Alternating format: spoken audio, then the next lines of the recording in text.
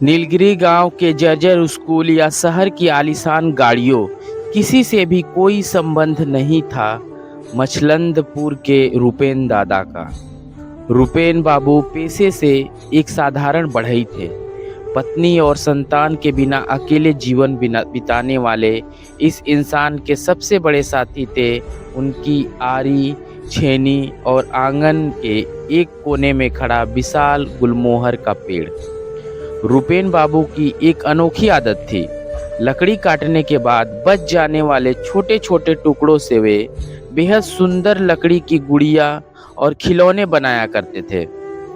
उसी गांव में सूरज नाम का एक चंचल प्रवासी मजदूर का बेटा रहता था। उसके माता पिता पूरे दिन ईंट भट्टे पर मेहनत करते थे। सूरज के पास न पढ़ने के लिए किताबें थी न खेलने के लिए कोई साथी। वह रोज रूपेन बाबू की दुकान के बाहर बैठकर बड़ी उत्सुकता से देखता कि कैसे एक बेजान लकड़ी का टुकड़ा उनके हाथों में आकर एक सुंदर खिलौना का रूप ले लेता है। एक दिन रूपेन बाबू ने सूरज की आंखों में आंसू देखे और उसे अपने पास बुलाया। सूरज ने बताया कि उसकी बहुत इच्छा है कि वह उन लकड़ी की गुड़ियों में रंग भरे, लेकिन उसके पास रंग खरीदने के पैसे नहीं हैं। रूपेन बाबू ने अपनी मेहनत की कमाई से उसके लिए एक डिब्बा जल रंग और कुछ ब्रश खरीद दिए। इतना ही नहीं, हर दिन काम खत्म होने के बाद वे सूरज को बुलाकर लकड़ी पर बारीक नक्काशी करना और रंगों का सही उपयोग करना भी सिखाते थे। वे अक्सर कहते, बेटा, कला की न कोई जात होती है और न ही उसकी कोई छोटी बड़ी कीमत। मन लगाकर चित्र बनाना सीख, यही तुलिका एक दिन तुझे दुनिया की नई पहचान दिलाएगी। कुछ वर्षों बाद सूरज का परिवार काम की तलाश में दूसरे राज्य चला गया। विदा होते समय सूरज फूट फूट कर रोया। रूपेन बाबू ने उसके सिर पर हाथ रखकर आशीर्वाद दिया। समय बीतता गया। रूपेन बाबू बूढ़े हो गए, हाथ कांपने लगे, इसलिए बढ़ई का काम छोड़ना पड़ा। आंखों की रोशनी भी धुंधली पड़ गई। गांव वाले दया करके जो दे देते उसी से उनका गुजारा चलता था। 21 वर्ष बाद अब रूपेन बाबू लगभग 90 वर्ष के हो चुके थे। वे लगभग अंधे हो गए थे और अकेले चल भी नहीं पाते थे। गांव का एक प्रभावशाली व्यक्ति उनकी छोटी सी झोपड़ी पर कब्जा करने की साजिश कर रहा था। रूपेन बाबू जानते थे कि शायद कुछ ही दिनों में उन्हें पेड़ के नीचे शरण लेनी पड़ेगी।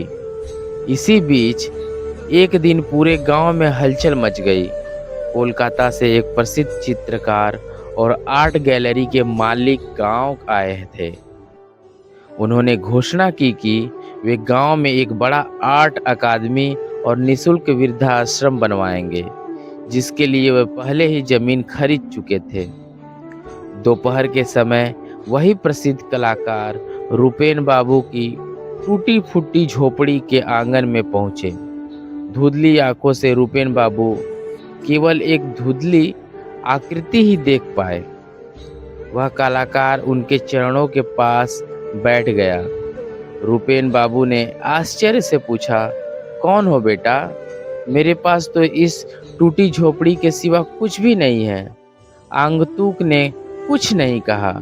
उसने प्यार से रूपेन बाबू के खुरदरे बूढ़े हाथ अपने हाथों में थाम लिए और उनकी हथेलियों पर धीरे से एक पुरानी फीकी पड़ चुकी लकड़ी की गुड़िया रख दी, जिस पर कभी किसी बच्चे ने जल रंग से रंग भरे थे।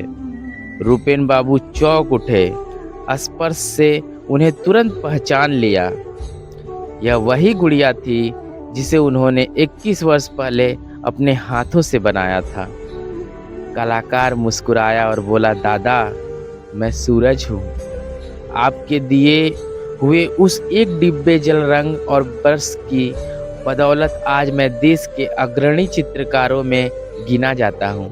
मुझे पता चला कि कोई आपकी ज़मीन छीनने की कोशिश कर रहा है, इसीलिए मैं इसी गांव में आपके नाम पर एक बड़ा कला केंद्र और वृद्धाश्रम बनवा रहा हूँ।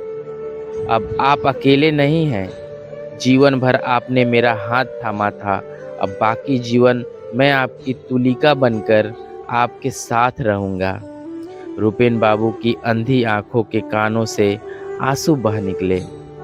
जिस कला, ज्ञान और प्रेम को उन्होंने कभी निस्वार्थ भाव से एक गरीब बच्चे को बांट दिया था, वही आज उनके जीवन में एक विशाल आश्रय बनकर लौट आया। सच तो यह है कि सच्ची कला, ज्ञान और प्रेम कभी समाप्त नहीं होते। निस्वार्थ भाव से किसी की सहायता करने के लिए जो बीज हम बोते हैं, वे एक दिन विशाल वृक्ष बनकर हमारे अपने जीवन को भी छाया देते हैं। अच्छे कर्मों का फल हमेशा लौट कर आता है। लेख सुषमा बाग प्रधान।